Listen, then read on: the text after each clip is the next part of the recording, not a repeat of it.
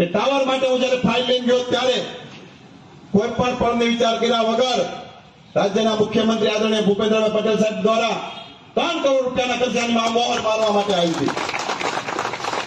તો જયારે ટાવર મંજૂર થયો ત્યારે અમુક મિત્રો સોશિયલ મીડિયાના માધ્યમથી વાત કરતા હતા જાહેરાત થશે નહીં, પણ વિશ્વાસ સાથે કહી શકું કે ભારતીય જનતા પાર્ટીનો કાર્યકર્તા તેનું ખાતમુહૂર્ત કરે એ જોઈનું લોકાર્પણ કરતો હોય છે.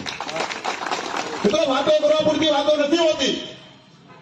આજે આપણા પ્રભારી મંત્રી આપણી વચ્ચે હાજર છે. આજે સવારથી અત્યાર સુધીમાં અમરેલી વિધાનસભાના 60 કરોડ કરતા પણ વધારે રકમના ખાતમુહૂર્ત લોકાર્પણ કરીને અત્યારે આવ્યા છે. નાની મોટી ઘટનાઓ નથી. જે પણ પડતર પ્રશ્નો અમરેલીની જનતાના હોય, અમરેલી વિધાનસભાના હોય, અમરેલી જિલ્લાના હોય, એમના માટે ભારતીય જનતા પાર્ટીની સરકાર એ કામ કરવા માટે કટિબદ્ધ છે. મારા પાસે ધારાસભ્ય હોય,